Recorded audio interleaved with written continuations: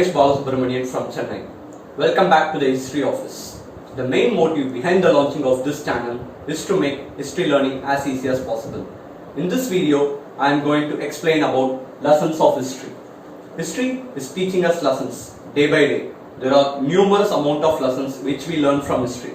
But some of the important lessons we learn from history are as follows. Man learns from experience, dictatorship is disastrous, defeat do not demoralize, means justify ends, and history repeats itself. Let us go one by one. Man learns from experience. History is a repository of the rich heritage of the past. History has numerous amount of examples. It may be good, bad, and sometimes ugly. History is said to be the philosophy drawn from examples, as the Roman historian Cicero points, as the wise man learns from the experience of others, a fool learns from his own. There is also a Dutch proverb which says, a donkey does not twice hurt itself on the same stone. If it is the case, we would have experienced a third world war in 1950 when North Korea invaded South Korea, or in 1963 during the Cuban Missile Crisis, or in 1969 during Soviet incursion into Afghanistan, or in 1970 during the Vietnam War, or in 1991 during the American invasion of Iraq. The examples can be multiplied, but the main aspect is that man learns from every experience. We know that Third World War would be disastrous. The other great experience or other great lesson is that dictatorship is disastrous. Dictatorship is a term derived in 1st century BC during Roman Republic. In an emergency situation, the constitutionally elected Roman officials appointed a dictator and gave him full authoritarian power.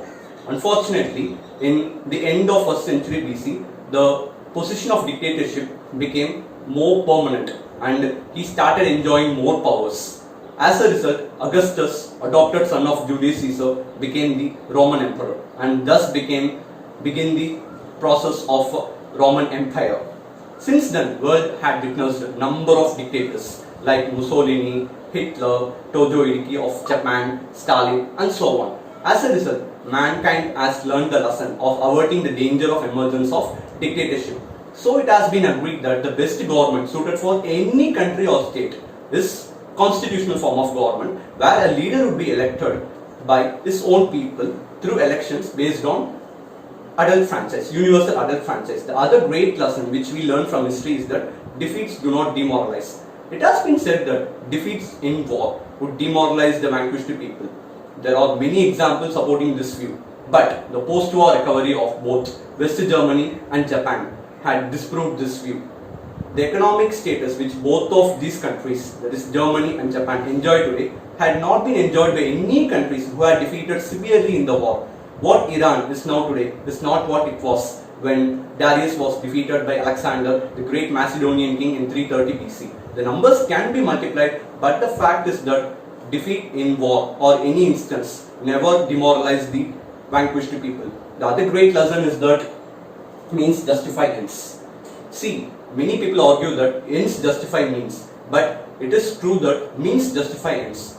We can take two great examples. In one hand, we can take the example of Robespierre of France and Lenin of Soviet Union. On the other hand, we can take Mahatma Gandhi of India.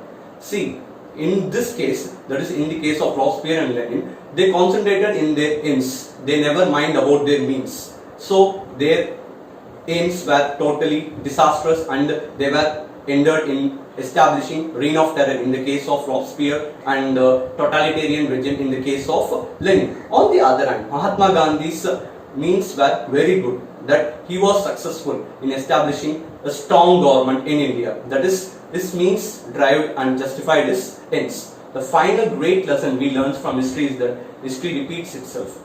Many people argue that history never repeats, but many historians agree that history do repeats. Let us take the present day scenario. COVID-19 is a virus which is controlling the world in present scenario. COVID-19 belongs to the family of coronavirus. The other members of COVID-19's family were MERS and SARS.